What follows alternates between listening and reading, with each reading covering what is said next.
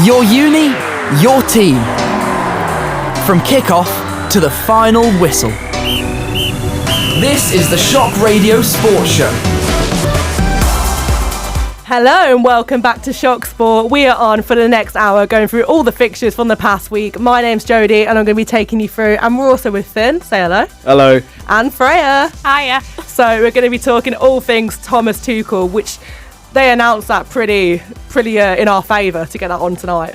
I think, to be fair, I think they heard that Shock Sport was coming on, and so they decided. Heard. Yeah, this is the second Let's episode of Shock Sport. We had Adam taking the reins last week for me in my absence.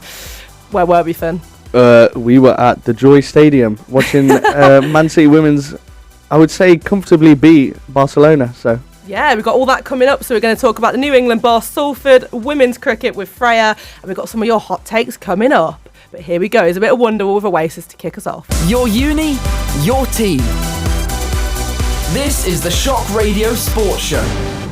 Oh, the breaking news coming out last night. As we said, very, very convenient for the show tonight, wasn't it, guys? Thomas Tuchel is the new England manager. Finn, immediate thoughts? I don't mind it. I mean, yeah, he's German, which is obviously the biggest elephant in the room. No one's really happy about... Well, I say no one. Not many people are happy about that. He's under a lot of scrutiny. I think he'll come under a lot of scrutiny for that. But I'm happy he wins tournaments. You've seen that before. We saw it at Chelsea. He's won plenty of time. I just think he did well at Chelsea, and then he wasn't as good as Bayern. Maybe overstepped his mark, but I think he's much better than what we've had previously. Oh, yeah, because Southgate came in, correct me if I'm wrong, he'd only managed Middlesbrough before, maybe some youth side. So sure.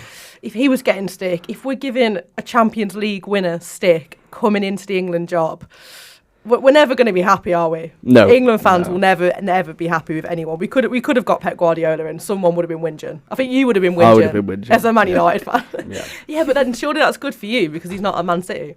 So No, he's gone anyway, so I wouldn't have won him. You don't want nothing to do with him. No.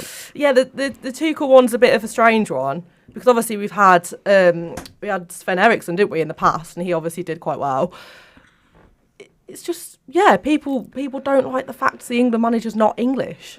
I don't know. I think I'm on the fence. I think after Sven, we had Fabio Capello, and he didn't do a lot. You look at what he had at his fingertips, and I don't know whether we're just not destined to win another tournament. Then that's fine. Maybe we're just destined for her.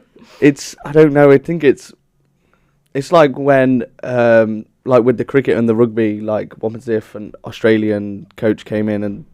Well, like it happened, like with Baz, with the men's. He's come in and he's not English, but they like him. No, I haven't heard anything about that.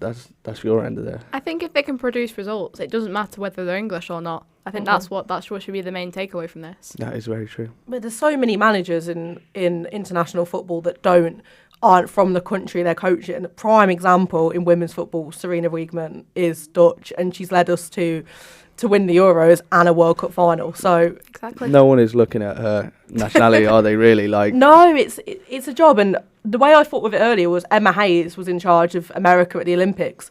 The coaching staff, I think they should get a gold medal, but they don't even get the gold medal. Mm-mm. So is it like they're not winning the trophy? Their team is. It's their job. It's a bit of a debate.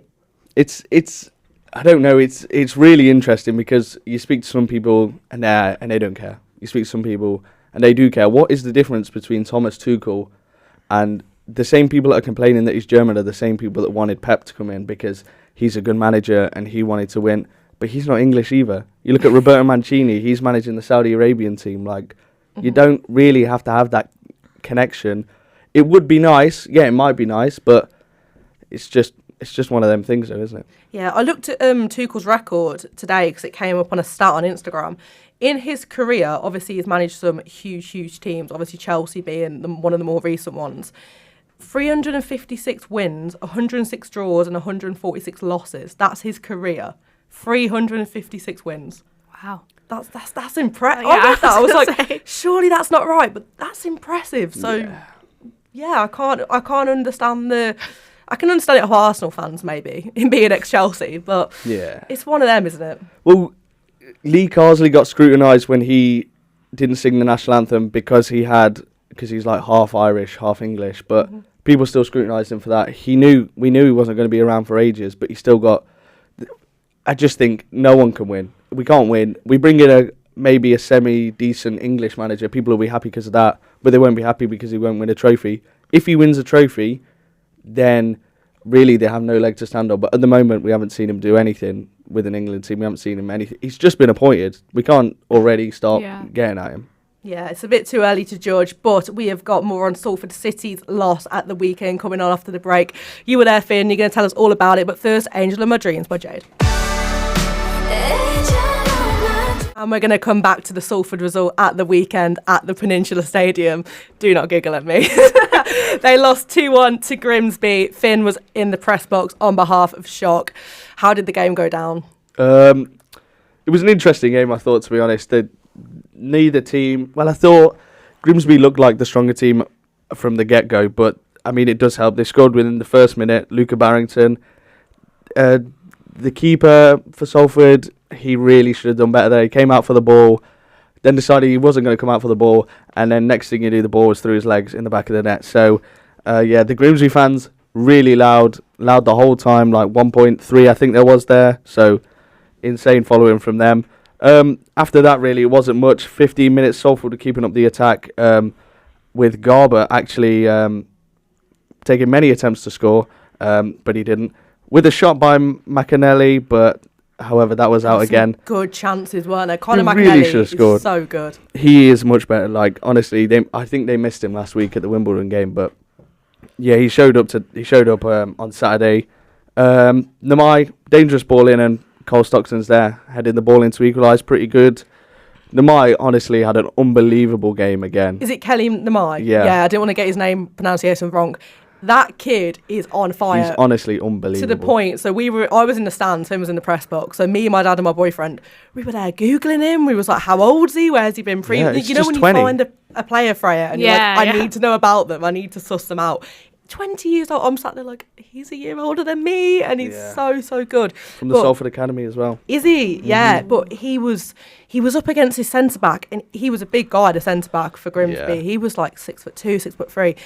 Kelly Namai was going through him every single time. He was unbelievable on Saturday, but it ended in a loss. And Robinson weren't happy, was he? In his post-match? No, he was not. I'm not being funny. I completely agree with him. The reffing was abysmal. And I've had a fair share of poor League Two referees, and that was one of them. Oh my days! Namai was fouled countless times in the box, countless times on the edge of the box. There were decisions where a Salford player would hit a Grimsby player and he'd fall down. Then the ref would book him. It was criminal. The Grimsby coach was getting absolute flack from the Salford lot, like from the Salford fans. He was focusing more on them than he was on the game. So it really says all you need to know. But I interviewed Carl Robinson after the game, and he was not happy in the slightest, as I'm sure you'll hear. I've had a little preview. He doesn't hold back, Carl Robinson. I think that's why the Salford fans really like him, and he really fights their corner. So let's have a see what he had to say. Listen, first and foremost, our defenders at 2 goals was appalling, and something that I've gone absolutely crazy, the players. But we can't keep missing the opportunities that we have missing. We've absolutely been a better team today by a long way. I don't think anybody could argue that with the opportunities that we created. I've just gone and said to the referee walking off, this just shows you, this is not me judging in any way, shape or form. I would love to know how it can be that bad a performance. It's impossible. It's impossible. But it always seems, and I'll ask the question, was this against me or Salford today? I need to ask this question. And I'm going to go over there and say, excuse me, big open word, I will see you in 30 minutes, make sure the assessor's there. Make sure the assessor's there, because some of the things I've seen today are not good enough. The assistant referee goes to me, that sounds incredibly threatening. Laughing at me. What part of this? I tell you, let's strip the emotion out of everything that we do. Right? And I didn't even swear, by the way, when I spoke to him. The penalty is an absolute disgrace. A disgrace. I can say our defending was a disgrace, our finishing was a disgrace at times. Yes, it was. But that was only part of the story today. He didn't get fouled once, by the way. He hadn't got some of the tackles. I'm surprised some of my players aren't in a much worse place. But listen, we can go through it all. I say the best team lost. But at the end of the day, all that matters is what actually happened, and they won. So testing it to them, as you can imagine, I'm absolutely fuming with external influences on the result. It's interesting what you say, because you said earlier in the week, I think, that maybe people don't like Salford. They don't. That's a fact. That's a fact. Howard Webb, Mick Jones, come and tell me I'm wrong. Because I have got categorical proof that there's an inconsistency in what I see. Right in front of me, Luke Garbutt steps past their player, gets cleaned out. He says play on. Less than a minute later, Kelly Mads exactly the same thing when they play a free kick. It replicated the same movement, the same intensity, the same force. Then the first half, I think it went for a period of time where our foul count was disgusting. But I thought we were playing touch rugby at one stage. Every time we touched them was a free kick. They'll say that I got their player booked for time wasting. So what? It was. It sounds like when you lose, oh yeah, we've won, so we're lucky. I get that. I appreciate all the other sides of football. But at the end of the day, that was not an acceptable performance from the officials. So, I mean, the point that you made about why is it you think people don't like Salford?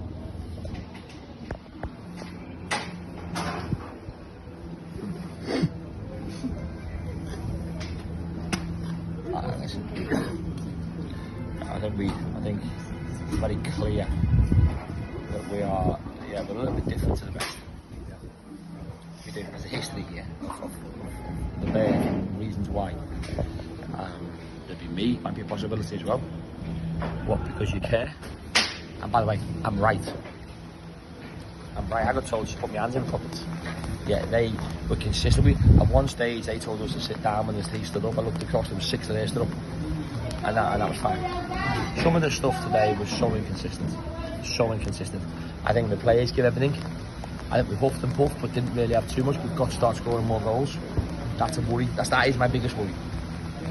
That's not a team that I like to watch scoring one goal. We need to score multiple goals if we're going to win games of football. Otherwise, you're going to end up getting on the back end of defeat like we did today. That was Carl Robinson with his thoughts post-match against Grimsby. 2-1 loss for the Ammies. He weren't happy, was he, Finn? No, he wasn't. And I think the weather reflected that at the end. The pathetic fallacy at the end. Yeah, he thinks there's some sort of agenda against Salford with the officiating. He could be right, but League 2 officiating is not the one, is it, as you know?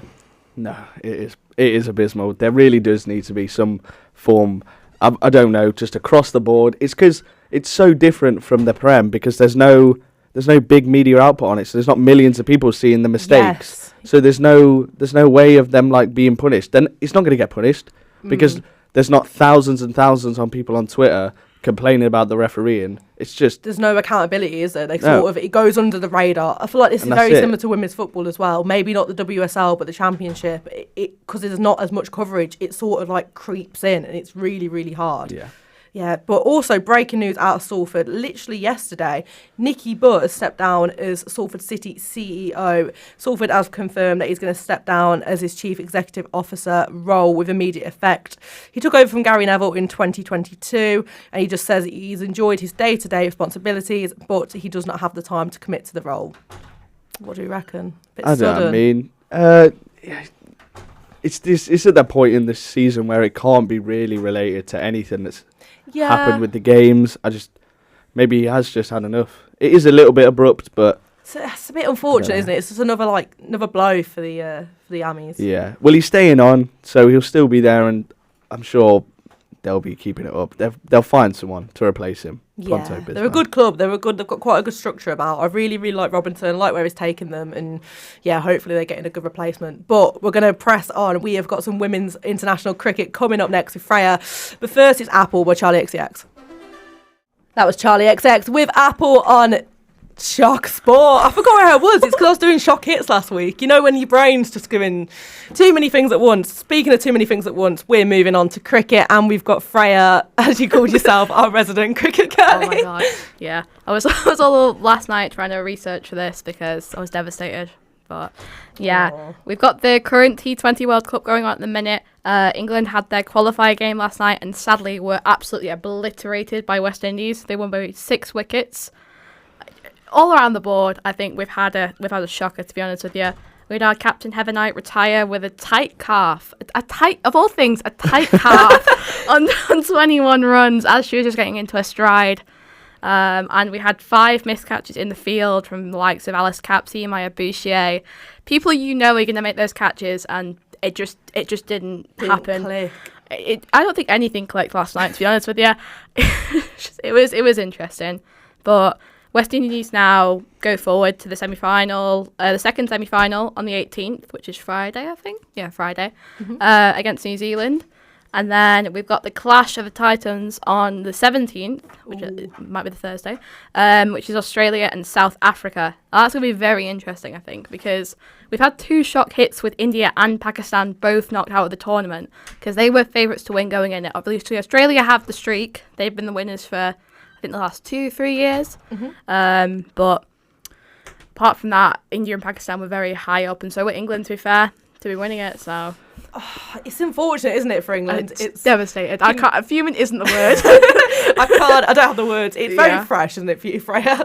Fresh wound. I was watching Sophie Ecclestone's Instagram story last night, and she said fuming isn't the word. I went, me too, love. Me too. Me too. This is how the fans feel. Yeah, this is how we all feel. Yeah, it just wasn't our night. I think it's been our tournament though, which is the most upsetting thing. Yeah, that's even more difficult, I guess. Yeah, when you've had such a good run and then it's just one fluke game and you're out. Yeah, it like I said, it just all come down to it. I think it was the BBC Sports headline when they were like sloppy England and all this. And I was it was like sloppy England loses, or like they just crumbled when it mattered the most. And I was like, that is a good way to describe it, but like it's just don't have to say it like that. It's still a thing. It was just so brutal. Yeah. The way and Hartley, I think is she the. Oh yeah. It was not good. She was saying like 80%. You can see it out there. They're playing, that you can tell they're fit, but those girls, there's some girls out there, and you can tell when you watch it that aren't fit enough. And I was like, That's my brutal. days! Imagine That's if you heard that. Genuinely that brutal. That is not good at all. It's reminded me of when like Pep Guardiola made them comments about what's his name in the midfield? Calvin Phillips. Calvin Phillips. It's just, do you make them comments about your players? It's a bit of a... I don't think so. I think there is harsh coaching. No, we've I seen don't it in the think so past, too. but you don't need to be saying stuff like that. I think the girls have been under enough scrutiny because they are girls, let's be honest. But yes. I think we don't need their own coaching staff attacking them. No, especially when it's your own staff, because obviously you open yourself up, don't you, to media criticism, which is also wrong. But when it's your own coaching staff, you should be in their corner and backing them, shouldn't you? So it's very disappointing to see that happening. Absolutely, especially when they're out there. They're out in the United Arab Emirates. I can't speak today. And they're away and like playing games in Dubai in like 40-degree heat. Like the pressure is on them there because we're used to playing in like really village conditions. I think people who know cricket will know what village is, and it's just horrific, like muddy pitches and all this. So it's completely different. It is a real shame for England. So in the tests as well, they're coming up, aren't they, Freya? Yeah, we've had our first 2 days of the second test of Pakistan versus England, again away in Multan. England took the first victory in the first match, and we had so many records broken in that match. It's very, very noteworthy. We had Joe Root and Harry Brook become the highest England run partnerships in a test match since 1957. Wow. And that was 411 runs between them. Harry Brook also becomes England's first triple centurion since Graham Gooch in July 1990. And then Root also set a record of 12,473 runs over his test career. He is now England's leading test run scorer. Wow. It has been a week for Joe Root. I was going to say it has been his week on the opposite end of the scale. Maybe it's not been the ladies' week, but it has been Root's week. Wow, genuinely. That's incredible. So incredibly frustrating about the T20 World Cup, Freya. Yeah. But at least we've got some joy with the tests. Yeah. What do you think, coming back to the women's team, what do you think's next for this side? Where do you think they have to rebuild? I think there's a lot of pressure over bringing younger players in. We've had people like Alice Capsey, Lauren Bell, to name a few, Bess Heath, coming in and really brightening up the side and making them more energetic, more sort of thing. But I wouldn't discount the older players. You have Heather Knight out there absolutely smashing it as England's women's captain. And I think she has been doing that for God knows how many years now. I think you have people like Maya Bouchier, Natsiva Brunt, even Kate Cross. She's not even that old, but she's just experienced players that need to lead them through it. I think they maybe need to look at the top order. I think we definitely need some things changing in that top order because it crumbled quite quickly. Maybe catching practice. If you drop 5 catches, it was said. I was watching it the other day. 5 catches missed from their opener, from West Indies opener. I think when you're having a couple of different people missing 5 different catches from someone you need to get out, I think you might need to go back and work on your catching practice, your baskets, anything else, genuinely. Like the stuff you would teach 11-year-olds. But it's concerning, isn't it, when it's that real back to basics. And you think, right, we've got to reassess, regroup, and think, how do we really get these things that we should be getting right spot on? Absolutely. I think bowling, we're fine. We have I think we've got a little bit room for improvement, but it's our better strand. And so I thought our fielding was, but obviously, again, back to that, we might not be able to. But I think maybe reassess the top order or see if you can build up batters in the middle, because that's when you really need them. If the top order crumbles, then we've got nothing else to do in the middle. Okay, so it's been a frustrating one for women's cricket, but we're going to press on, and we've got some of your hot takes coming up after this one by Sam Fender. This is Shock Radio Sport. That was Sam Fender with Hypersonic Missiles, and you're still on Shock Sport until 7 p.m. with Jodi, Finn and Freya. We have been asking for your hot sport takes, and we've got some to read out. So how are we feeling? Have you two got any hot takes? No, but come back to me. Yeah, I was going to say, come back to me. I might have one. I did say in the break, I did say that English should be able to catch. England should be able to catch, yeah. That would be a good one. I feel like that isn't a hot take, though. Like, Just a fact. it's just a fact. Should just be able to happen. Our first one is coming in from Katie, and she says in this order, England Lionesses goalkeepers. Number 3 on the bottom, you're not going to like this. Number 3 on the bottom, Marriott. That is outrageous. Oh, Then, outrageous. Number 2, Kiara Keaton from Manchester City. Number 1, Hannah Hampton. What do you think, Finn? I just think that's just... I'm lost. I'm lost for words. I'm lost for words. Flabbergasted. I actually am. That is... I don't see how. I don't see how you can put Merps at the bottom of the list. Really? Not even... I feel like it must have been... I haven't asked her about this, but it must have been the age factor. No. But Merps is Merps. That's what I'm saying. Yeah, no. I think you want quality over quantity at the end of the day. So even if she's like older, she's doing well. Yeah. Like, She's still Yeah. got the There you skills. yeah, go. she's still got it. Like, you would think the amount of time she saved our back in the past. Like, I don't think we should be discounting Merps on the Yeah. discount. Yes, very good shout there, Freya. I feel like age isn't almost as much as a difficult factor as it is with outfield players as it is with goalkeepers. Like, they can sort of keep going for a little bit longer. Yeah, Merps is I can only see that. early 30s, so I feel like she's still got it in her. Kiara Keaton, I'd maybe agree with 2. I think she's my number 1. She's not playing at City at the moment, and she's not in the most recent Lionesses squad. I don't know. I It's think so hard. it's so hard to see, like, if they're not playing for their club, then Yes. why should they be selected? That's what I think. And how does that... I don't know, if she's not playing for a club, is she worthy enough to be England's Yeah. number 1 or even second number 1, you know what I mean? It's so difficult. And then Hannah Hampton on top with this hot take. I like Hannah Hampton. I'm an Aston Villa fan, and she did play for us until she left for Chelsea the other year. Biased. No, I was about to say Hampton's my bottom. Oh. I'm not. Whoa. That's That's the hot the take. hot take. That's the hot take. There we And go. I've watched her play for my club for 2-3 seasons a couple of years ago. I think she's good, but I don't think she's necessarily the one. That's my hot take. There you Hannah go. Hampton should not be England's number 1 in my opinion. Wow. You just turned someone else's hot take It is around your own. into your own. You're like, wrong, actually. Yeah. This is what I think. Sorry about that one. We've got the next one from Ben, and he mentioned this he's one of our friends, Finn. He mentioned this in our lecture today. Right, prepare yourselves for yeah, this this one. is a big one, This to be is fair. shocking.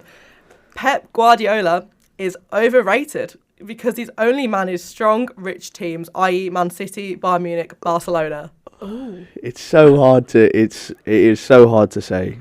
I'll play devil's advocate. I agree with Ben. I see the point, because the way Ben said to me, he was like, could he do a project? Could he take, like, what Unai Emery's done with Aston Villa? Could he take a club from mid-table and then get them to the Champions League? It would be interesting.